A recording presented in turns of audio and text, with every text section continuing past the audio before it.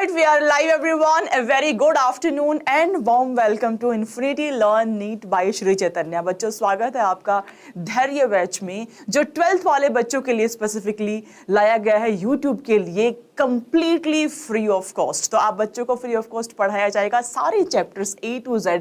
हमने शुरुआत करी अपने फर्स्ट चैप्टर से which is sexual reproduction in flowering plant. इसको हम प्यार से SRFP बोल देते हैं शॉर्ट फॉर्म में। आजकल शॉर्ट फॉर्म आप लोग ज्यादा यूज करते हो इसलिए। तो बच्चे SRFP की क्लास एक कल लग चुकी है। जिस बच्चे ने क्लास नहीं ली है मेक श्योर आप इस क्लास के बाद वो क्लास जरूर लगा दे, बिकॉज उसमें SRFP का एक बेसिक फाउंडेशन को ले किया गया है ताकि आप उसके ऊपर बिल्डअप करके आगे समझ पाए सारी की सारी चीजों को। अगर मैं समराइज करूं हमने कल क्या क्या समझा था। कल हमने फ्लावर का स्ट्रक्चर समझा था। फ्लावर एक रिप्रोडक्टिव स्ट्रक्चर होता है, इसके बारे में हमने डिस्कशन किया था। उसके क्या क्या वॉल्स प्रेजेंट होते हैं, किस पार्ट पे थैलेमस पे वो प्रेजेंट होता है। चारों वर्ल्ड्स में से which one is the reproductive ones, which ones are the one जो कि रिप्रोडक्शन में डायरेक्टली इन्वॉल्व नहीं होती है, जिसको कि आप नॉन एसेंशियल या एसेसरी वर्ल्ड्स भी कहते हैं। हमने चारों के बारे में समझ लिया था।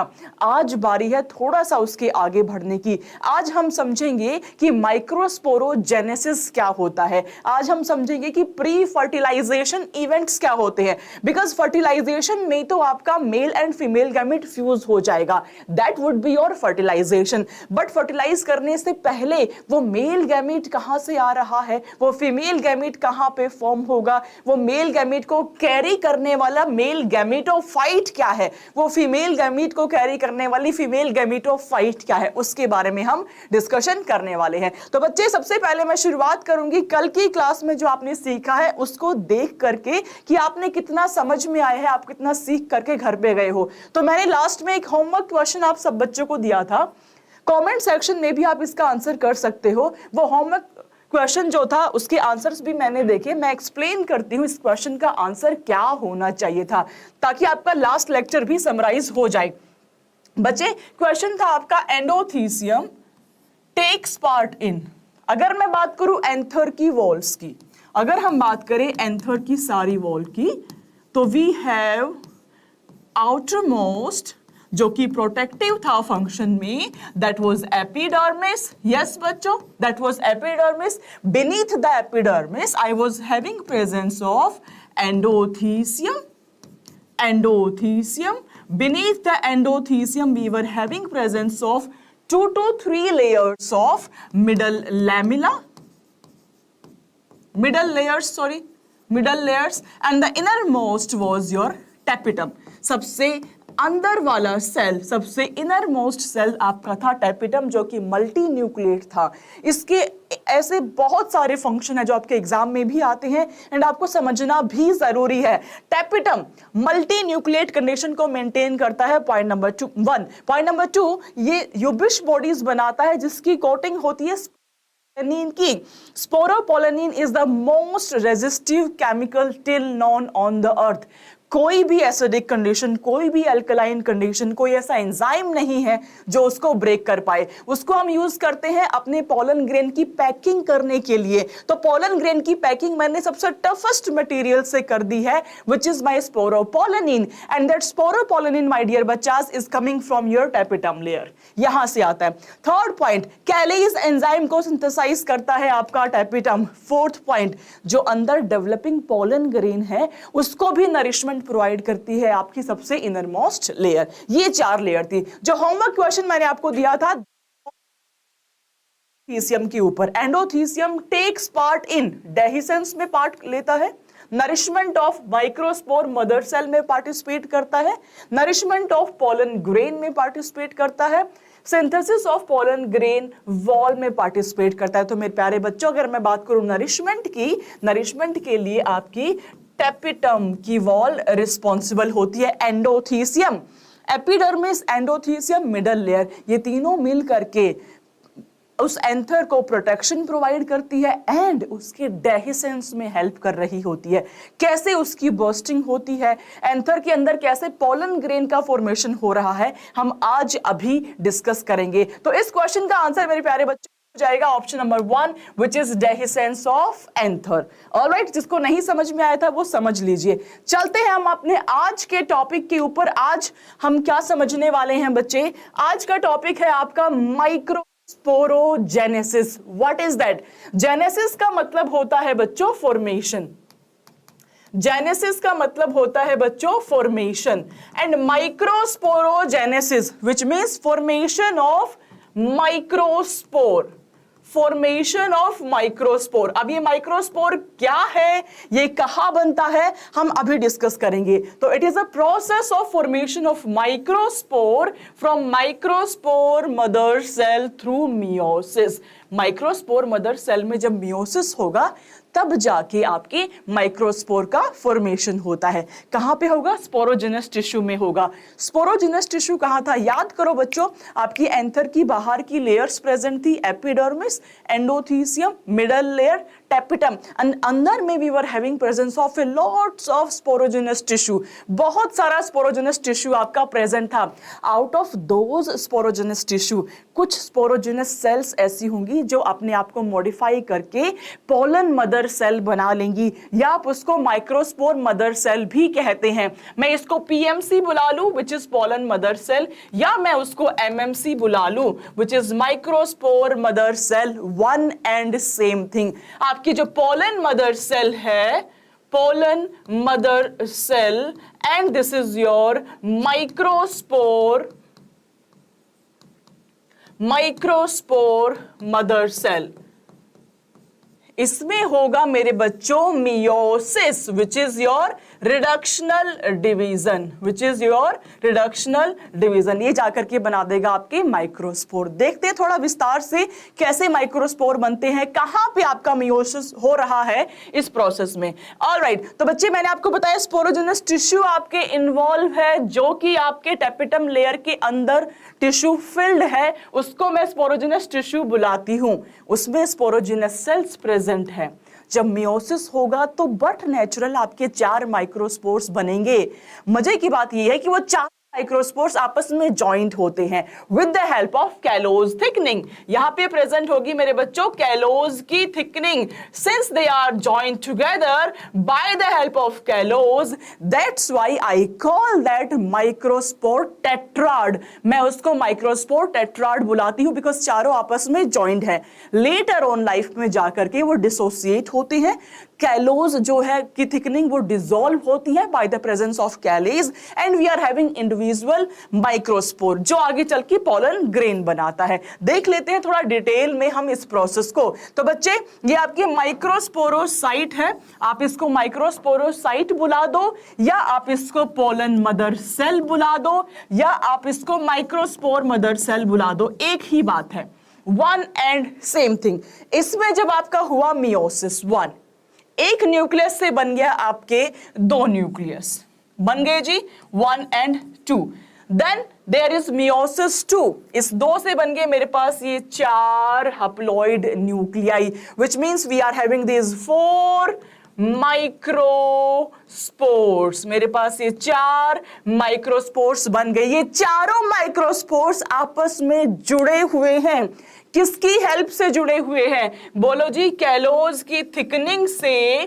कैलोज की थिकनिंग से बच्चों बन गया है माइक्रोस्पोर टेट्राड। आप देख पा रहे हो, since there is presence of 4 microspores, I am calling it microspore tetrad. अब आपके जहन में एक क्वेश्चन आना चाहिए कि जो ये टेट्राड का फॉर्मेशन हुआ, क्या ये इसी तरीके से 4 माइक्रोस्पोर ज्वाइन कर सकते हैं, और there is some other way. देख लेते हैं जी क्या क्या पॉसिबिलिटीज हो सकती है। तो सबसे पहली पॉसिबिलिटी हमारे सामने आती है बच्चों, first one which is called as tetrahedral. देखने में आपको 3 माइक्रोस्पोर सामने दिख रहे हैं, आप विजुलाइज कीजिए, 1 2 3 सामने, एक 4th माइक्रोस्पोर बैक में प्रेजेंट है। 3D में आप इसको देखिए, इस अरेंजमेंट को आप कहते हैं जी टेट्राहेड्रल।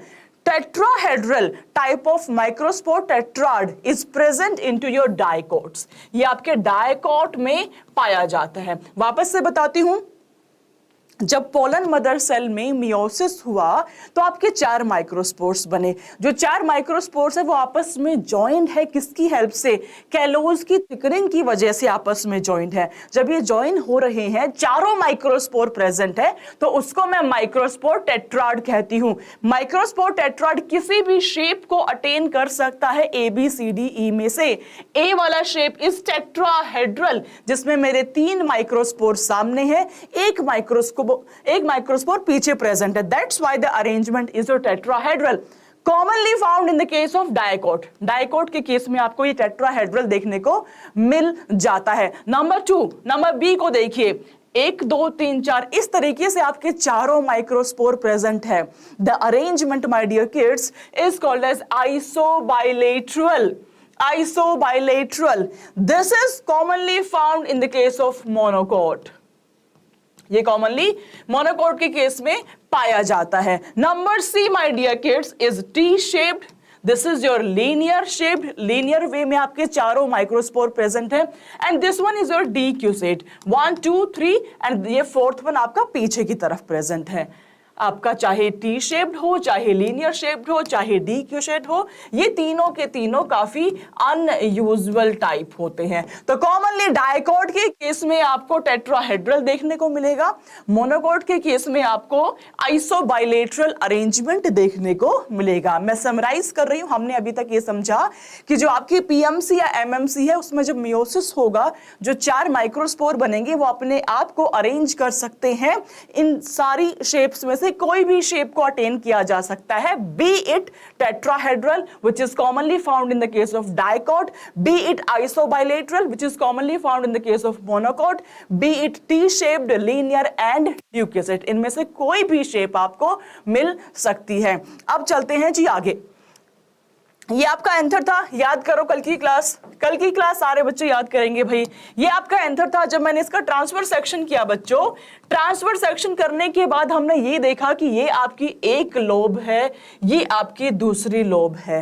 एक लोब में मेरे 2 माइक्रोस्पोरेंजियम प्रेजेंट है, दूसरी लोब में भी मेरे ये 2 माइक्रोस्पोरेंजियम प्रेजेंट है बच्चों, राइट। तो यहाँ पे आपकी सारी लेयर्स प्रेजेंट थी, epidermis, endothecium, middle layer and tapetum. इसके बीच में आपका स्पोरोजिनस टिश्यू प्रेजेंट था। स्पोरोजिनस टिश्यू जो प्रेजेंट है उसकी सारी सेल्स के पास में कैपेबिलिटी है that they can further divide and they can form microspore. But सारी सेल्स पार्टिसिपेट नहीं करती है, कुछ ही सेल्स पार्टिसिपेट करती है। तो स्पोरोजिनस सेल्स में से जो सेल इस प्रोसेस में पार्टिसिपेट करती है, स्पेसिफिकली उन सेल्स को मैं पोलन मदर सेल या माइक्रोस्पोर मदर सेल बुला देती हूं। तो बच्चे जो स्पोरोजिनस टिश्यू है मेरा, सभी सेल्स के पास कैपेबिलिटी है बट कुछ ही पार्टिसिपेट कर रही है। जो पार्टिसिपेट करेंगी उसको मैंने पोलन मदर सेल बुला दिया। पोलन मदर सेल में होगा मेरे बच्चे मियोसिस। जब इसमें मियोसिस होगा तो ये आपके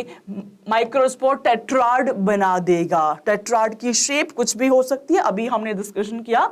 एंड ये माइक्रोस्पोर आगे चल के आपका पोलन ग्रेन बना देता है। तो मेरे बच्चों ये हो गया तुम्हारा यंग पोलन ग्रेन जो आपका माइक्रोस्पोर है। मैंने कहा चारों आपस में जॉइन है by the help of callose thickening, callose की थिकनिंग। नाउ जो आपकी टेपिटम है, टेपिटम रिलीज करेगी एक एंजाइम को जिसका नाम है बच्चों कैलेज। कैलेज, ये जो कैलेज एंजाइम है ये इस थिकनिंग को ब्रेक करने में हेल्प करेगा। जब टेट्राड की थिकनिंग ब्रेक होगी तो I am having individual 4 microspores. अब जो ये 4 माइक्रोस्पोर्स है ये आगे चल के मैच्योर पोलन ग्रेन बनाते हैं। कैसे बनाते हैं देखिए जी, ये आपका यंग पोलन ग्रेन है जिसमें एक सिंपल न्यूक्लियस आपका प्रेजेंट था। जब इसमें माइटोसिस होगा तो ये 2 न्यूक्लियस में कन्वर्ट होगा। 2 न्यूक्लियस में, एक को आप जनरेटिव कह रहे हैं, दूसरे को आप वेजिटेटिव कहेंगे, ट्यूब न्यूक्लियस कहेंगे जनरेटिव के बाद। ठीक है, ये आपकी मैच्योर पोलन ग्रेन है। डिटेल में समझ लेते हैं कि माइक्रोस्पोर से कैसे कन्वर्जन होगा आपकी पोलन ग्रेन में और पोलन ग्रेन में क्या क्या चीजें आपको देखने को मिलेंगी। ये डायग्राम सेल्फ एक्सप्लेनेटरी है, सुनिए जरा ध्यान से। ये आपका वैक्यूल है, ये न्यूक्लियस है। Vacuole will grow, colour change कर लेते हैं, vacuoles will grow in the microspore. Vacuole आपके माइक्रोस्पोर में ग्रो होना शुरू हो जाएंगे। A single large vacuole is formed and cell division will start. एक सिंगल लार्ज वैक्यूल बनेगा, सेल डिवीजन आपका शुरू हो जाएगा। जब सेल डिवीजन होगा तो न्यूक्लियस 2 बन गए। जब साइटोप्लाज्म का डिवीजन होगा वो काफी आपका डिफरेंशिएटेड फॉर्म में होगा, मतलब इक्वल डिवीजन नहीं होगा। एक सेल को ज्यादा साइटोप्लाज्म मिल जाएगा, दूसरी सेल को कम साइटोप्लाज्म मिलेगा। तो जिस सेल को ज्यादा साइटोप्लाज्म मिलेगा उसको मैंने कहा बच्चों वेजिटेटिव सेल। जिस सेल को कम साइटोप्लाज्म मिला उसको मैंने कहा जनरेटिव सेल। जनरेटिव सेल आगे चल के मेल गैमीट बनाता है, ये आगे चल के मेल गैमीट बनाता है। तो पोलन ग्रेन को ध्यान से देखिए, आई am having presence of 2 nucleus, thereby I am having presence of 2 cells। एक थोड़ी बड़ी सेल दिख रही है जिसमें ज्यादा साइटोप्लाज्म है, जिसका काम नरिशमेंट होगा, उसको मैंने कहा वेजिटेटिव। दूसरी मुझे छोटी सेल दिख रही है जो कि स्पिंडल शेप्ड है, जो कि स्पिंडल शेप्ड है, and this cell is floating in the cytoplasm of this large cell. इसके साइटोप्लाज्म में फ्लोट करती हुई प्रेजेंट है, काफी कम अमाउंट ऑफ साइटोप्लाज्म इसमें पाया जाता है। This one is your generative cell. तो ये जो पोलन ग्रेन की 2 सेल्ड स्टेज है, यहां पे मैं 2 सेल्स देख पा रही हूं, दैट्स वाई बच्चों दिस इज 2 सेल्ड स्टेज। ये मेरी 2 सेल्ड स्टेज होगी। आगे चल लेते हैं भाई, डिटेल में समझते हैं।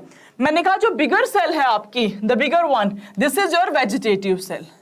ये लार्ज है साइज में, इरेगुलरली शेप्ड न्यूक्लियस यहां पे प्रेजेंट होगा, ज्यादा अमाउंट ऑफ साइटोप्लाज्म यहां पे पाया जाएगा, इरेगुलरली शेप्ड इसमें न्यूक्लियस प्रेजेंट है। मैं बात करूं दूसरी सेल की, विच इज दिस वन, ये आपकी जनरेटिव सेल है जो स्मॉल है साइज में। आप देखिए कंपैरिजन कितना ज्यादा है, ये इतना ज्यादा साइटोप्लाज्म एक सेल को दिया गया, कितना पार्शियलिटी हुई है इसके साथ में, इतना कम साइटोप्लाज्म इस दूसरी सेल को दिया गया, which is your spindle shaped cell which is floating in the cytoplasm of your vegetative cell। ये स्मॉलर है साइज में बच्चों, ये फ्लोट कर रही है in the cytoplasm of vegetative cell, ये स्पिंडल शेप्ड होती है, ये स्पिंडल शेप्ड आपकी सेल पाई जाती है। Moving to the structure of pollen grain, आप देखिए आपको बाहर की साइड में एक इरेगुलर लेयर दिख रही होगी। यस बच्चों, ये जो आउटर लेयर है this is called as exine.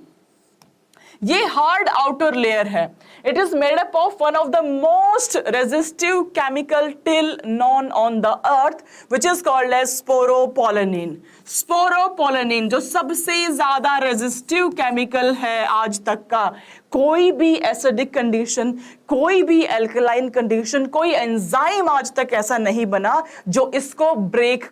Yes Jyoti Tiwari, कोई भी ऐसा एंजाइम नहीं बना जो इसको ब्रेक कर पाए, इसलिए नेचर ने चूज किया है the best packing material for your pollen grain. तो आउटर लेयर जो आप देख पा रहे हो इरेगुलर सी दिख रही है आपको, ये हार्ड आउटर लेयर है, इरेगुलर है, एंड ये मिलके बनी है आपके स्पोरोपोलेनिन से। आउटर लेयर में कहीं कहीं पे आपको ऐसे पोर्स भी दिख रहे होंगे, कुछ प्लेसेस ऐसे हैं जहां पे स्पोरोपोलेनिन एब्सेंट है, जिसको कि आप जर्म पोर भी कहते हैं। आप समझिएगा इस बात को।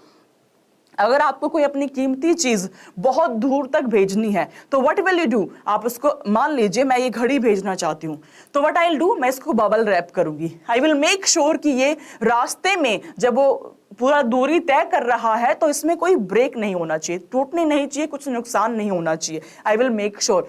लेकिन पहुंचने के बाद जब ये डेस्टिनेशन पे पहुंच जाएगी तो मुझे ऐसा भी पैकिंग मटेरियल यूज करना है कि मैं उसको ओपन कर पाऊं एंड फाइनली इसको मैं यूज कर पाऊं। इन अ सिमिलर वे नेचर ने स्पोरोपोलेनिन से इसकी पैकिंग तो कर दी, बट इसके अंदर मेल गैमिट उसको भी तो हमें यूज करना है। इसीलिए नेचर ने कहीं कहीं पे स्पेस छोड़ दिया जहां पे स्पोरोपोलेनिन आपका एब्सेंट है, और जहां पे मेरे बच्चों स्पोरोपोलेनिन आपका एब्सेंट होगा उस पार्ट को, उस एरिया को हम कहते हैं germ pore. Everyone in the chat box समझ पाए इस बात को? ऐसा पार्ट, ऐसा एरिया जहां पे कि मेरा स्पोरोपोलेनिन एब्सेंट है, उस पार्ट को हमने कह दिया जी जर्म पोर, ये वही पार्ट है जहां से कि आगे चल के आपकी पोलन ट्यूब का फॉर्मेशन होगा। ये वही पार्ट है जहां से आगे चल के आपके मेल गैमीट को ट्रांसफर किया जाएगा to your female gamete. Understood? Khushboo बेटा स्पर्म पोर नहीं है, जार्म पोर है। देखो ध्यान से, जार्म पोर है। ठीक है, ये बात हुई आउटर लेयर की। तो जो आउटर लेयर है बच्चों वो एक्साइन है, वो हार्ड है, वो इरेगुलरली शेप्ड है, स्पोरोपोलेनिन से मिलके बनी हुई है। जर्म पोर एक अपर्चर वहां पे प्रेजेंट होगा, एक स्पेस जहां पे कि sporopollenin absent. It is very important point, very important point. इस पे बेस्ड क्वेश्चंस आते हैं काफी बार। जब आप सॉल्व करेंगे you will be able to understand कि यहां से कितने क्वेश्चन आए हुए हैं। Moving on to the inner layer, ये आपकी अंदर वाली लेयर है, ये वाली लेयर अंदर वाली लेयर है, कॉन्टिन्यूअस लेयर दिख रही है। This is continuous layer which is called as intine. तो अंदर में जो थिन इनर लेयर है उसको मैंने कहा इंटाइन। ये कॉन्टिन्यूअस लेयर होगी, ये कॉन्टिन्यूअस नहीं है, कहीं कहीं पे एब्सेंट भी है। कोई बात नहीं Khushboo, not a problem, not a problem बेटा। यस, ये कॉन्टिन्यूअस होगी, ये कॉन्टिन्यूअस नहीं होगी, ये स्पोरोपोलेनिन से मिलके बनी हुई है। ये वाली लेयर मेरी सेल्यूलोज एंड पेक्टिन से मिलके बनी हुई होगी। So intine is made up of cellulose and pectin. Am I clear to all my बच्चास out there? Am I clear? मैंने आपको ये समझाया कि आपके पीएमसी या एमएमसी में मियोसिस होगा, 4 माइक्रोस्पोर टेट्राड बनेंगे जिसमें कैलोज की थिकनिंग प्रेजेंट है। वो कैलोज की थिकनिंग ब्रेक करी जाएगी with the help of callase enzyme जो कि टैपिटम ने सिक्रेट किया है। जब वो 4 माइक्रोस्पोर अलग अलग हो जाएंगे तो माइक्रोस्पोर को डेवलप किया जाएगा इनटू द पोलन ग्रेन। कैसे होगा? एक माइटोसिस होकर के होगा। माइटोसिस जब होगा साइटोप्लाज्म का डिवीजन इक्वल नहीं होगा, एक सेल बड़ा बनेगा विच इज वेजिटेटिव, दूसरा सेल छोटा बनेगा विच इज जनरेटिव। छोटा सेल तो जनरेटिव सेल है, it is floating in the cytoplasm of vegetative cell, right. अगर मैं बात करूं इसकी लेयर की, बाहर से भी मैंने क्या क्या लेयर्स लगा दी है, तो I am having outer exine layer जो कि हार्ड लेयर है, जो कि स्पोरोपोलेनिन से मिलकर बनी हुई है। ये मोस्ट रेजिस्टिव लेयर आपकी होती है एंड जहां पे एब्सेंट होगा उसको आप जर्म पोर कह देंगे। इनर में आई एम हैविंग इंटाइन जो कि थिन इनर लेयर है, ये कॉन्टिन्यूअस लेयर है। It is made up of cellulose and pectin. Am I clear? Am I clear to all my kids out there? Am I clear? Yes. तो भाई pollen grain में बच्चों हमने ये समझा कि जो मोर देन 60% प्लांट है, एनसीईआरटी की ये एक लाइन आप ध्यान से देख लीजिए, it is very important line. काफी बार इस लाइन को यूज करके आपसे क्वेश्चन पूछा जाता है। हमने देखा कि पोलन ग्रेन में 2 सेल्स प्रेजेंट है। तो जब पोलन ग्रेन एंथर का डेहिसेंस होगा, तो अगर एंथर का डेहिसेंस उस 2 सेल्ड स्टेज पे हो जाता है, 2 सेल स्टेज पे ही वो शेड ऑफ होके निकल गया वहां से, इट इज पॉसिबल। दूसरी पॉसिबिलिटी ये है कि जो आपका जनरेटिव सेल है उसमें भी माइटोसिस हो सकता है। उसमें माइटोसिस होगा तो वो 2 मेल गैमीट बना देगा। Now in this condition I am having 3 celled stage. एक तो मेरा वेजिटेटिव था एंड 2 मेरे मेल गैमीट बन गए हैं, तो I am having 3 celled stage. तो out of all the angiosperms more than 60% plant के अंदर जो पोलन ग्रेन होती है that will shed at 2 celled stage. और 2 सेल्ड स्टेज में 2 सेल्स क्या है बच्चों? बोलो मैम। एक तो है वेजिटेटिव, दूसरी है मैम जनरेटिव, दूसरी है generative. This is your 2 celled stage. In the remaining, ये तो मोर देन 60 की बात हो गई, लेस देन 40% में क्या होगा?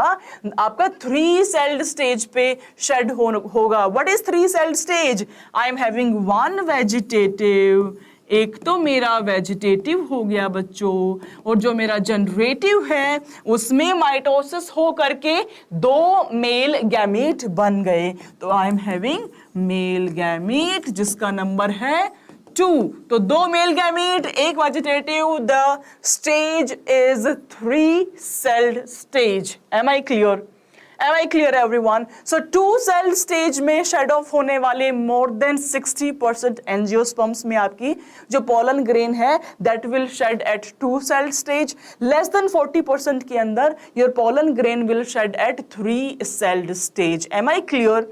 Am I clear to all my kids out there? Am I clear? Everyone do let me know in the chat box. Yes?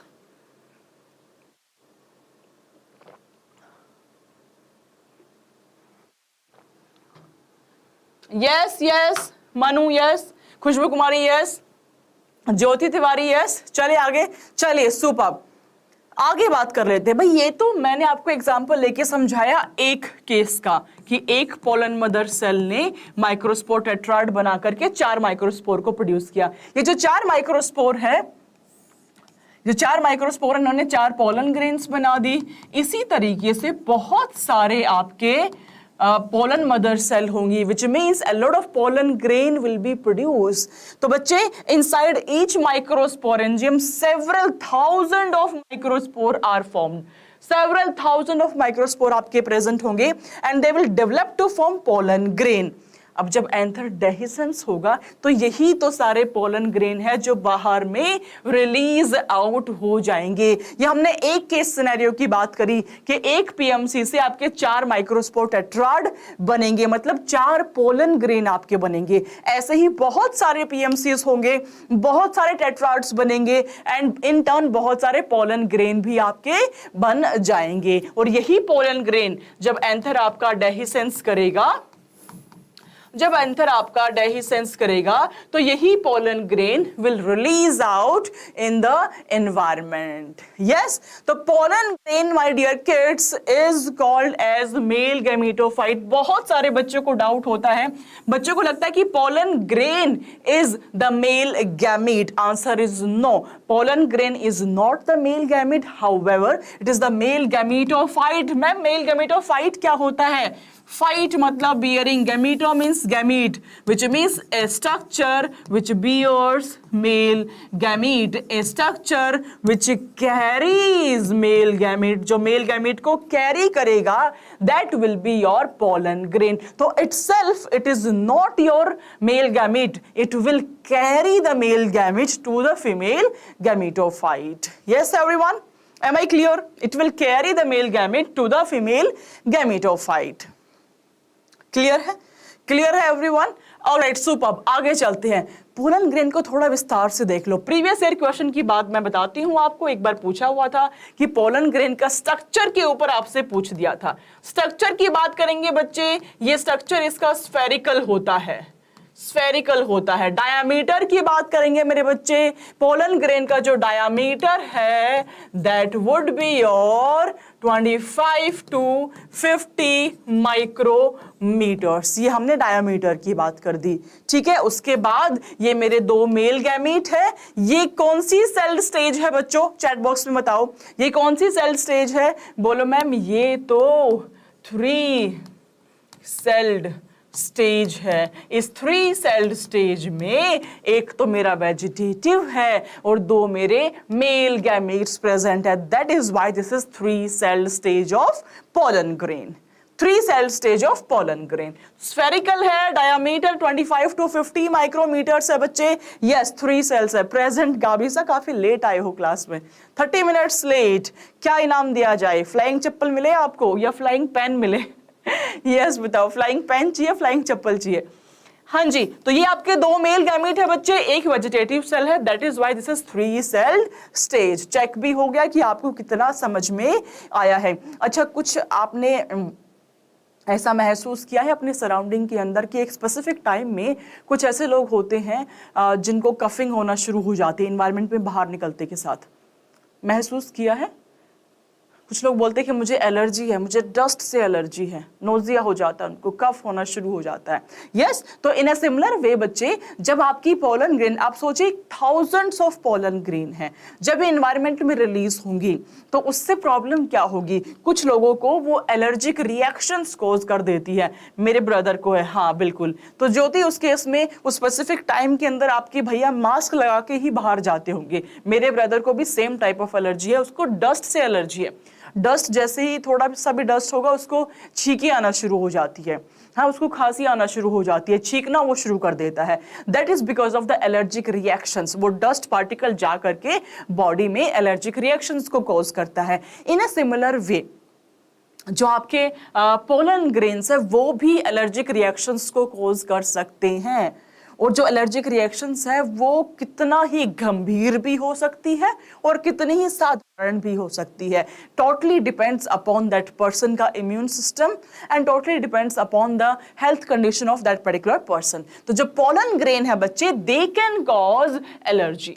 ये रेस्पिरेटरी डिसऑर्डर्स को भी इनवाइट कर सकती है, जैसे एस्थमा अटैक भी आ सकता है, ब्रोंकाइटिस भी हो सकता है, because you have inhaled pollen grain. Yes, एक बहुत ही कॉमन सा एग्जांपल जो आपकी एनसीईआरटी ने लिखा है, विच इज वेरी इंपॉर्टेंट, ये प्रीवियस ईयर क्वेश्चन में काफी बार पूछा गया है बच्चे, दैट पार्थेनियम, जिसको कि आप कैरेट ग्रास भी कहते हैं, that is a common example. It came into the India as contaminant with the imported wheat।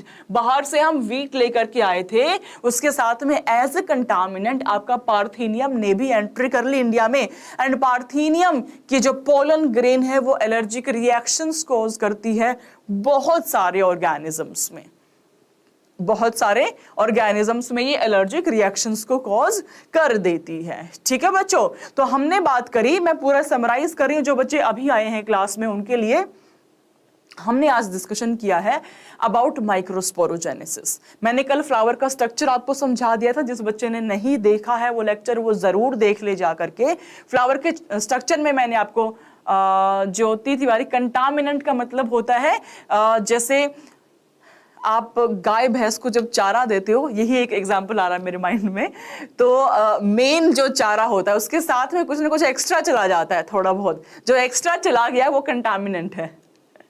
Yes Jyoti Tiwari, इसको आप कंटामिनेंट बोलते हो, यही एक एग्जांपल आ रहा है फिलहाल मेरे दिमाग में। ठीक है यस हाँ, तो बच्चे मैं आपको रिवाइज करा रही थी अबाउट माइक्रोस्पोरोजेनेसिस। तो हमने ये बात करी, कल तक मैं आपको समझा चुकी थी कि एंथर की लेयर्स क्या है, उसके बाद अंदर में स्पोरोजेनस टिश्यू आपका प्रेजेंट होता है। जो स्पोरोजेनस टिश्यू है, हर एक सेल के पास कैपेबिलिटी है कि वो पोलन मदर सेल बना सकता है, बट कुछ ही सेल्स बनाते हैं। जो सेल्स बनाएंगे उसको मैं कह दूंगी पोलन मदर सेल या माइक्रोस्पोर मदर सेल। जो मेरी पोलन मदर सेल या माइक्रोस्पोर मदर सेल है उसमें होगा मियोसिस। एज ए रिजल्ट वो 4 माइक्रोस्पोर को प्रोड्यूस करेगा। क्या प्रोड्यूस करेगा बच्चे? 4 माइक्रोस्पोर को प्रोड्यूस करेगा। वो 4 माइक्रोस्पोर आपस में ज्वाइंट होंगे with the help of callose की थिकनिंग। टैपिटम लेयर ने कैलेज एंजाइम को रिलीज किया हुआ है, वो उस कैलोज को ब्रेक करेगा। तो I am having presence of this 4 microspore जो कि सेपरेटेड है। नाउ ये जो माइक्रोस्पोर है ये अपने आप को डेवलप करता है इनटू द पोलन ग्रेन। कैसे डेवलप करेगा? पहली चीज माइटोसिस होगा इसमें, जो कि इर्रेगुलर होगा। एक सेल को ज्यादा साइटोप्लाज्म दिया जाएगा जिसको कि मैं वेजिटेटिव सेल कहूंगी, दूसरी सेल को कम साइटोप्लाज्म दिया जाएगा जिसको कि मैं जनरेटिव सेल कहूंगी। तो बन गया मेरा 2 सेल स्टेज। इसके अलावा दूसरा मॉडिफिकेशन ये होगा कि आउटर में मैं जो एक लेयर बना दूंगी जो कि इर्रेगुलर लेयर है, जो कि स्पोरोपोलेनिन से मिलकर बनी हुई है, उस लेयर को मैं एक्साइन कह दूंगी। कहीं कहीं पे मैंने स्पेस छोड़ दिया जहां पे कि मेरा स्पोरोपोलेनिन एब्सेंट है, उस स्पेस को मैं जर्म पोर कहूंगी। वहां से ही पोलन ट्यूब का फॉर्मेशन होगा, वहीं से ही मेल गैमीट को कैरी किया जाएगा। On the other hand I am having a internal layer also, जिसको मैं इंटाइन कहती हूँ, जिसको आप इनर लेयर कहते हैं। जो इनर लेयर या इंटाइन है ये रेगुलर, ये कॉन्टिन्यूअस लेयर है। It is made up of cellulose and pectin. तो बच्चे मोर देन 60% प्लांट के अंदर जो पोलन ग्रेन आपकी शेड होती है that is at this 2 cell stage only, but less than 40% plant के अंदर जो पोलन ग्रेन शेड होगी वो 3 सेल स्टेज पे होती है। जो आपके जनरेटिव सेल है उसमें माइटोसिस होगा, माइटोसिस करके वो 2 मेल गैमीट को बनाएगा। तो मेरे पास हो गई है 3 सेल्ड स्टेज, 2 तो मेल गैमीट हो गए, एक मेरा वेजिटेटिव सेल हो गया। That's why it is your 3 celled stage. Right everyone, now moving on to the pollen grain का स्ट्रक्चर हमने समझा। डायमीटर क्या है, स्फेरिकल होता है, एक्साइन क्या है, इंटाइन क्या है, स्पोरोपोलेनिन क्या है, वेजिटेटिव सेल्स क्या है, जनरेटिव सेल्स क्या है। I think you all are clear with that. Yes, in the chat box कोई प्रॉब्लम है, कोई आपत्ति है बच्चे, समस्या, प्लीज मेरे से पूछ लो चैट बॉक्स में। आगे मैंने समझाया आपको पोलन एलर्जी के बारे में। कुछ पोलन ग्रेन्स ऐसी भी हैं जो एलर्जिक रिएक्शंस कॉज करती हैं। एग्जांपल मैंने आपको समझा दिया, पार्थेनियम जो बाहर से इंट्रोड्यूस करा गया था, नॉर्मल वीट के साथ में एज ए कंटामिनेंट आ गया, इंडिया में इंट्रोड्यूस हो गया एंड उससे पोलन एलर्जीज कॉज होना शुरू हो गई। पोलन एलर्जी से कितनी भी गंभीर आपकी बॉडी रिएक्ट कर सकती है, आपको रेस्पिरेटरी प्रॉब्लम्स हो हो सकती है, जैसे एस्थमा एंड ब्रोंकाइटिस। ऑलराइट, चलते हैं जी आगे। अगर हम बात करें इसकी न्यूट्रिशनल वैल्यूज की, तो जो पोलन ग्रेन है they are rich in the nutrients, ये न्यूट्रिएंट्स में काफी रिच होता है। ये जो मैं आपको 3 लाइन बताने जा रही हूं, these are frequently asked questions, इससे आपका पहले भी प्रीवियस ईयर में क्वेश्चन पूछा गया है, प्रीवियस ईयर में आपसे क्वेश्चन पूछा गया है। यस, एक क्या 4 लाइन है। मैंने आपको कहा पोलन ग्रेन जो है वो रिच है न्यूट्रिएंट्स में, न्यूट्रिशनली काफी रिच है। पोलन टैबलेट्स भी मिल रही होती है जिसको एज ए फूड सप्लीमेंट हम खाते हैं। आजकल हम ये चाहते हैं कि हम खाना ना खाएं, हम हर एक चीज का एक सप्लीमेंट ले ले। विटामिन हम खाने से ना ले, हम उसका एक टैबलेट को पॉप अप कर ले। यस, कैल्शियम हम खाने से ना ले, हम कैल्शियम का एक टैबलेट हम खा लें। यस, यही आप लोग की प्रेफरेंस रहती है आजकल के टाइम पे। तो पोलन की टैबलेट भी मार्केट में उपलब्ध है एज अ फूड सप्लीमेंट। अगर मैं बात करूं वेस्टर्न कंट्रीज की बच्चों, a large number of pollen products in the form of tablet and syrup they are available in the market। जो पोलन ग्रेन का कंजम्पशन है बच्चे, this has been claim to increase the performance of athletes and race horses. जब कोई बच्चे, आपने देखा होगा आपके बड़े भाई बहन या घर में पेरेंट्स जिम में भी जाते हैं तो अपने साथ में एक बोतल में प्रोटीन कैरी करते हैं। वो प्रोटीन है क्या? वो सप्लीमेंट है, वो केमिकल सप्लीमेंट है आपकी बॉडी के लिए। ऑल्दो आपके सारे वेज फूड में, आपके नॉन वेज फूड में you are having abundance of protein, बस आपको पिक करना पड़ेगा। मुझको राजमा खाना पड़ेगा, मुझको चिकन खाना पड़ेगा, मुझको एग्स खाने पड़ेंगे, मुझको दालें खानी पड़ेंगी, उस सब में भी प्रोटीन है। बट आप केमिकल की फॉर्म में अगर इसको कंज्यूम करना चाहे तो yes, it is available in the market in the form of powders. In a similar way जो आपकी पोलन ग्रेन है, ये इसका भी ये परफॉर्मेंस देखा गया कि एथलीट की परफॉर्मेंस को बढ़ा देता है अगर आप पोलन टैबलेट को कंज्यूम करते हैं on a regular basis. Ma'am, pollen tablet को मार्केट में बाय भी किया जाता है, बिल्कुल बिल्कुल बाय किया जाता है। हालांकि एक ये चीज मैं आपको समझा दूं कि वेस्टर्न कंट्रीज में इसका चलन बहुत ज्यादा है। इंडिया में उतना ज्यादा मैं कहूंगी क्या बोलते हैं उसको, व्याख्या प्राप्त नहीं हुई है, उतना फेमस नहीं है जितना कि वेस्टर्न कंट्रीज में है। शिक्षा यादव, बिल्कुल रिकैप कर देती हूं बेटा। हमने अब तक ये पढ़ाई करी है कि कैसे माइक्रोस्पोरोजेनेसिस हुआ, कैसे माइक्रोस्पोर का फॉर्मेशन हुआ, माइक्रोस्पोर से पोलन ग्रेन कैसे बने, पोलन एलर्जी क्या होती है, पोलन ग्रेन का स्ट्रक्चर हमने पढ़ा, एंड पोलन ग्रेन को कैसे न्यूट्रिशन में भी आप यूज कर सकते हो, इसकी हमने बात कर ली है। चलते हैं नेक्स्ट पार्ट पे, विच इज पोलन वायबिलिटी। भाई, पोलन ग्रेन का फॉर्मेशन हो गया, एंथर में डेहिसेंस हुआ, पोलन ग्रेन रिलीज भी हो गया। अब बात ये आती है कि पोलन ग्रेन रिलीज होने के बाद जब ये स्टिग्मा पे लैंड करेगा, स्टिग्मा भी इसका एक कंपैटिबिलिटी चेक करता है। स्टिग्मा पे लैंड करने के बाद जब कंपैटिबिलिटी चेक होगा, उसके बाद ही यहाँ पे पोलन ट्यूब का फॉर्मेशन होगा, उसके बाद ही मेल गैमीट रिलीज होंगे, उसके बाद ही आपका फर्टिलाइजेशन होगा। तो ऐसा भी तो केस हो सकता है कि पोलन ग्रेन को स्टिग्मा पे रीच आउट करने में बहुत ज्यादा समय लग गया, तो क्या वो फंक्शनल रहेगा? कितने समय तक कोई पोलन ग्रेन फंक्शनल रह सकता है? कितने समय तक पोलन ग्रेन में ये प्रॉपर्टीज है that it can germinate itself जब भी ये स्टिग्मा पे लैंड करे? तो ये जो प्रॉपर्टी है that is called as pollen viability.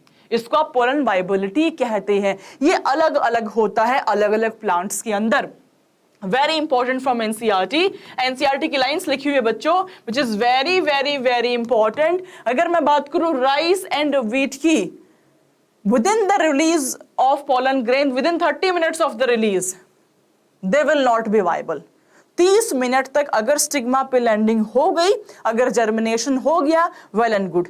30 minute तक अगर जर्मिनेट नहीं कर पाए तो they will not be viable, ये वहीं पे ही खत्म हो जाएंगे, उस पोलन ग्रेन की कोई लाइफ नहीं बचेगी। नंबर 1। नंबर 2, अगर मैं बात करूं रोजिएसी, लेगुमिनेसी, सोलेनेसी, सारे बच्चे तीनों फैमिली लिखो चैट बॉक्स में, एवरीवन। अगर मैं बात करूं ये 3 फैमिलीज की, रोजिएसी, लेगुमिनेसी एंड सोलेनेसी, ये तीनों फैमिली की अगर हम बात करें तो इनकी viability will be for few months.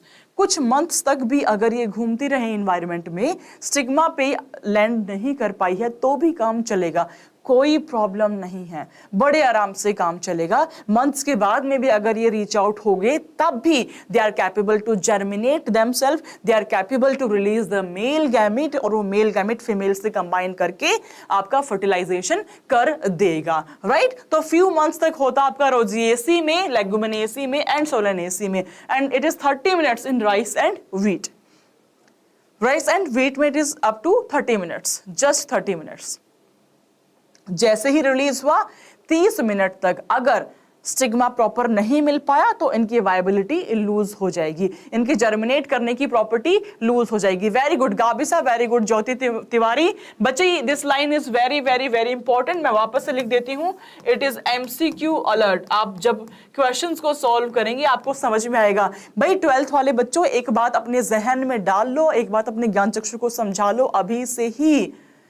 बहुत सारे क्वेश्चंस ऐसे होते हैं नीट एग्जाम में जो आप इजीली एक बार देख के ही सॉल्व कर जाते हो। Pure NCERT based, direct NCERT पे क्वेश्चंस आपके आते हैं, है ना। अभी पेपर आपका होने वाला है परसों बच्चों का, उसके एनालिसिस में भी आप लोग समझोगे कि कितने क्वेश्चंस ऐसे थे जो कि डायरेक्ट क्वेश्चन थे, आप इजीली एक बार एक फर्स्ट ग्लैंस में उसको सॉल्व कर पाएंगे, ठीक है। तो वो फर्स्ट ग्लैंस वाले क्वेश्चन ऐसे क्वेश्चन होते हैं, अगर आपको फैमिली याद है तो आप बड़ा इजीली इसको 1 सेकंड में सॉल्व कर पाओगे, राइट एवरीवन। ठीक है जी, आगे बात करते हैं। जो पोलन ग्रेन्स है आपकी, उसको आप स्टोर कर सकते हैं at -196 degree Celsius in liquid nitrogen. Liquid nitrogen में आप इसको सेव कर सकते हैं पोलन बैंक्स में। तो पोलन बैंक बने हुए हैं जहां पे कि आप स्टोर कर पा रहे हैं -196 डिग्री पे, हाँ यस, -196 डिग्री सेल्सियस पे। लाल बेटा क्या फर्क पड़ता है उससे, क्या फर्क पड़ता है उससे बता दो जी। हाँ कुछ फर्क पड़ जाएगा उससे, आपको पढ़ना है मुझे पढ़ाना है, ठीक है। ऑलराइट, तो हम बात कर रहे थे बच्चे पोलन बैंक्स की। जो पोलन बैंक्स है they are very important. Pollen banks में such stored pollen can be used as pollen banks similar to the seed banks in the crop breeding program. इसको आप क्रॉप ब्रीडिंग प्रोग्राम में use कर पाएंगे, ठीक है जी। ये हमने बात करी पोलन वायबिलिटी की। जो नए बच्चे मेरे साथ जुड़े हैं, मैं पूरा लेक्चर आपको रिवाइज करके बता रही हूं। हमने शुरुआत करी होमवर्क क्वेश्चन से जो मैंने लास्ट क्लास में आपको दिया था जो हमने लास्ट क्लास में दिया था, ठीक है। अब हमने बात करी आज की क्लास में बच्चे कि माइक्रोस्पोरोजेनेसिस क्या होता है। हमने शुरुआत करी कि जो आपका एंथर है उसमें कैसे पोलन ग्रेन का फॉर्मेशन हो रहा है। जो आपका एंथर है आगे चल के पोलन ग्रेन बनाएगा क्योंकि उसके अंदर स्पोरोजेनस टिश्यू भरा हुआ है। जो स्पोरोजेनस सेल्स प्रेजेंट है, every cell is having capability to form pollen mother cell, but कुछ ही सेल्स फॉर्म करती है। जो सेल्स फॉर्म करेंगी उसको मैं पोलन मदर सेल या उसको मैं माइक्रोस्पोर मदर सेल कहूंगी। जो मेरी पोलन मदर सेल है उसमें होगा मियोसिस। मियोसिस के तहत बनाएगा 4 माइक्रोस्पोर, आपस में जॉइंट है, जिसको मैंने माइक्रोस्पोर टेट्राड कहा। ये जो माइक्रोस्पोर टेट्राड है मेरे प्यारे बच्चों, ये कैलोस की थिकनिंग से जुड़ा हुआ है। टेपिटप ने कैलेज को रिलीज कर दिया जो इसको ब्रेक करेगा। तो I am having individual microspores, मेरे पास 4 माइक्रोस्पोर्स प्रेजेंट है। ये जो माइक्रोस्पोर्स में कुछ मॉडिफिकेशंस होंगी एंड मॉडिफाई करके ये बनाएगा आपका male gametophyte which is pollen grain. क्या मॉडिफिकेशन है? एक तो माइटोसिस हुआ जो कि इरेगुलर है, जिसके तहत आपकी 2 सेल्स बनी, vegetative and generative cell. Vegetative बड़ा सेल है, जनरेटिव छोटा सेल है जो उसके साइटोप्लाज्म में फ्लोट करता हुआ प्रेजेंट है। दूसरा ये हुआ कि बाहर में लेयरिंग आना शुरू हो गई। एक्साइन की लेयर बनाई हमने एंड इंटाइन की लेयर बनाई। एक्साइन की लेयर जो है वो स्पोरोपोलिन से मिलकर बनी हुई है एंड इंटाइन की लेयर आपकी सेलुलोज एंड पैक्टिन से मिलकर बनी हुई है। आउटर में कुछ पोर्स भी थे जहां से पोलन ट्यूब का फॉर्मेशन होगा, उसको मैंने जर्म पोर कहा, उसको मैंने जर्म पोर कहा। जहां पे स्पोरोपोलिन आपका एब्सेंट होगा उसको मैंने जर्म पोर कह दिया, ठीक है। ये कहानी क्लियर है यहां तक। Now I am having abundance of pollen grain. जैसे ही एंथर का डाइसेंस होगा, every pollen grain will come out in the environment, ये बाहर आ जाएगा। अब बाहर आने के बाद कितने समय तक ये जर्मिनेट कर सकता है उसको हम पोलन वायबिलिटी कहते हैं। टेलीग्राम ग्रुप है बेटा, बिल्कुल है, बायो गुरु बीना राव के नाम से टेलीग्राम ग्रुप है, चैनल है, सब कुछ है, ठीक है। बट आपको यहाँ पे everything, each and every detail we will taught in this platform Infinity Learn NEET by Shri Chaitanya, ठीक है, सुपर। तो हमने बात करी बच्चे पोलन वाइबिलिटी की, कितने समय तक वो जर्मिनेट कर पाएगा। अलग अलग प्लांट में पोलन वाइबिलिटी डिफरेंट होती है। 30 मिनट्स आपके राइस एंड व्हीट में कुछ महीने तक रहता है इंटू रोजिएसी, लेगुमिनेसी एंड सोलेनेसी के अंदर। इसको आप स्टोर भी कर सकते हैं -196 डिग्री सेल्सियस के ऊपर।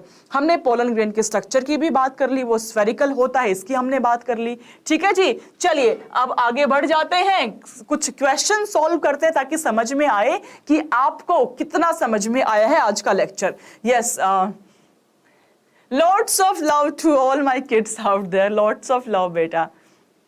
बड़ा अच्छा लगता है आपका प्यार, आपका प्रोत्साहन देख के मुझे बहुत अच्छा लगता है। चैनल नया है भाई, टेंशन मत लो, चैनल नया है, बट आपके सपोर्ट से ही हम आगे बढ़ जाएंगे। आप जैसे बहुत सारे बच्चों को नीट की रैंक हमें दिलानी है, यही इस साल का हमारा दृढ़ संकल्प है।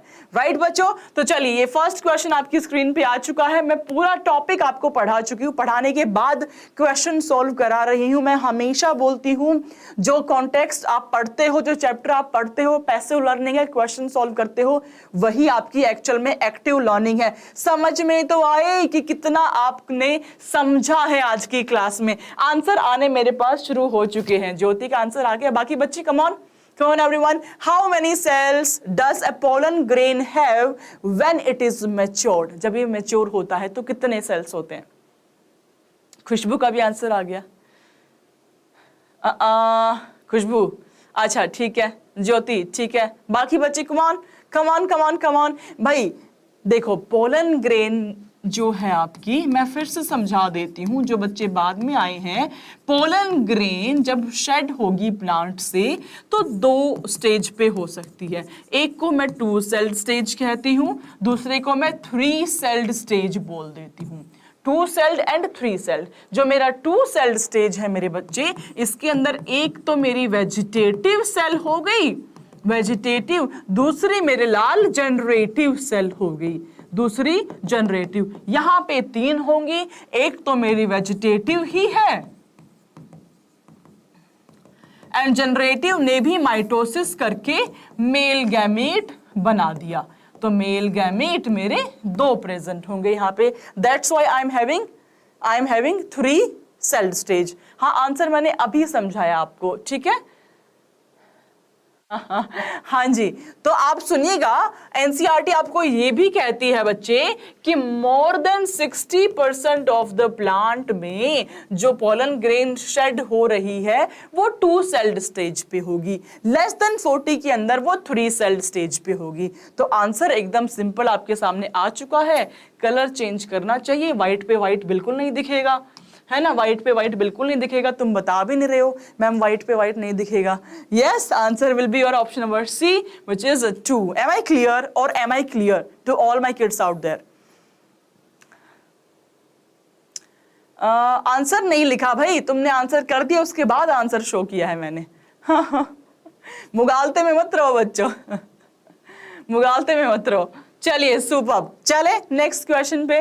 पहला क्वेश्चन सबको समझ आ गया, नहीं समझ आए तो वापस से सुन लीजिएगा। चलते हैं नेक्स्ट पे। नेक्स्ट क्वेश्चन देख लो, कोई आंसर नहीं है, बताओ मेरे को जरा दिस क्वेश्चन। अच्छा, पिंक ज्यादा अच्छा लगता है, पिंक तो ऑप्शन ही नहीं है भाई इसमें, है। हाँ जी, नेक्स्ट क्वेश्चन सॉल्व करो। एन एंथर हैविंग 4 माइक्रोस्पोरोसाइट्स, माइक्रोस्पोरोसाइट्स कह लो, पोलन मदर सेल कह दो, या आप इसको माइक्रोस्पोर मदर सेल कह दो। 4 पोलन मदर सेल है, कितने पोलन ग्रेन्स वो प्रोड्यूस करेगा? गणित लगा दो, गणित लगा दो। हाँ भाई, इस सवाल में गणित लगा दो मेरे बच्चों। नहीं, मैं बाद में बताऊंगी, पहले आप लोग सॉल्व करो। हाइड्रेट करना बहुत जरूरी है, पानी पीते रहना चाहिए आप बच्चों को भी। हाँ जी बताओ। यस, 4 माइक्रोस्पोरोसाइट्स हैं, कितने पोलन ग्रेन प्रोड्यूस होंगे बच्चों? भाई इतना गणित तो आना चाहिए मेरे बच्चों, इतना गणित तो तुम लोग को आना चाहिए। है ना। अब मैंने आंसर को शो कर दिया है भाई, सिंपल सी बात है। मेरी जो एक पोलन मदर सेल थी उसमें मियोसिस हो करके मेरे माइक्रोस्पोर टेट्राड बन रहे थे। यस और no in the chat box. Microspore tetrad बन रहे थे, यस और no in the chat box. तो ये जो टेट्राड था ये आगे चल के 4 पोलन ग्रेन आपके बना दे रहा था। PG is pollen grain. तो एक पीएमसी एक एमएमसी से मेरे को 4 पोलन ग्रेन मिले। क्वेश्चन में 4 माइक्रोस्पोरोसाइट लिख दिए तो कितने मिलेंगे? 4 फोरजा बच्चों, 4 फोरजा विल बी मैम 16। अभी आया समझ? जिसने गलत किया उसको आया समझ व्हाई इट इज 16? दोबारा समझाऊं? Yes yes yes everyone. एक पोलन मदर सेल ने जब मियोसिस में पार्टिसिपेट किया, विच इज माय रिडक्शनल डिवीजन, वो 4 माइक्रोस्पोर बनाता है जो टेट्राड की फॉर्म में प्रेजेंट है। क्वेश्चन में 4 माइक्रोस्पोर दे दिए, मतलब 1 से 4 से 16, एज सिंपल एज दैट, है ना। बचपन में करते थे ना, 1 से 4, 4 से 16। Yes ma'am, understood. Answer is option number D. Moving on to the next one. Next question everyone, solve करो बच्चों नेक्स्ट वन को। In anther meiosis produce, anther में जब मियोसिस हो जाता है तो वो क्या प्रोड्यूस करता है? हैप्लॉइड मेल गैमीट को, मेल गैमेटोफाइट को, माइक्रोस्पोर मदर सेल को, या माइक्रोस्पोर्स को? एंथर में जब मियोसिस होता है तो वो क्या प्रोड्यूस करता है? बता दो बच्चों, बता दो। एंथर में मियोसिस से एमएमसी कैसे बनेगा बेटा जी? देखो सुनो सारे बच्चे, सबके आंसर मुझे दिख गए, सबके A to Z बच्चों के गलत आंसर है बच्चों। गलत आंसर क्यों है? देखो, जो बच्चे कह रहे हैं मैम एमएमसी, आप समझो जो एंथर था इसका कलर चेंज कर देते हैं। जो आपका एंथर है, एंथर के अंदर था स्पोरोजिनस टिश्यू। क्या था? बोलो मैम, स्पोरोजिनस टिश्यू। ये जो स्पोरोजिनस टिश्यू था, कुछ टिश्यूज के जो सेल्स थे वो मॉडिफाई होके बना रहे थे पोलन मदर सेल या एमएमसी माइक्रोस्पोर मदर सेल। कोई मियोसिस हुआ? नहीं मैम, बिल्कुल नहीं हुआ। मियोसिस कब होगा? जो पीएमसी है इसके अंदर आपका मियोसिस हो जाता था और ये बनाता था माइक्रोस्पोर टेट्राड। ये आपका बना रहा था microspore tetrad. Am I clear? ये आपका बना रहा था टेट्राड। तो मियोसिस कहां हुआ? यहां पे हुआ। इसके फॉर्मेशन में तो मियोसिस नहीं हुआ, सिर्फ मॉडिफिकेशन हुआ, सिर्फ और सिर्फ मॉडिफिकेशन हुआ। आया समझ? तो answer would be option number D, meiosis produce microspore. One more question everyone on your screen, solve करो बच्चों। समझ में आए कितना आप समझ के जा रहे हो, कितना सीख करके जा रहे हो।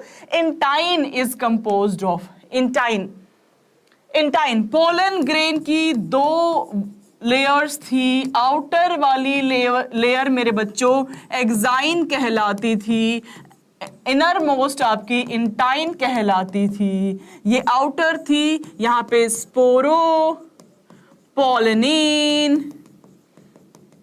स्पोरोपोलिनीन से मिलके बनी हुई थी। इंटाइन किससे मिलके बनी हुई थी? ये इर्रेगुलर भी थी, जहां पे एब्सेंट थी उसको जम्पोर कह रहे थे। Intine on the other hand ये आपकी रेगुलर लेयर थी, ये आपकी रेगुलर लेयर थी and it was composed of, बोलो मैम, सेलुलोज एंड पैक्टिन। बिल्कुल ज्योति, परफेक्ट।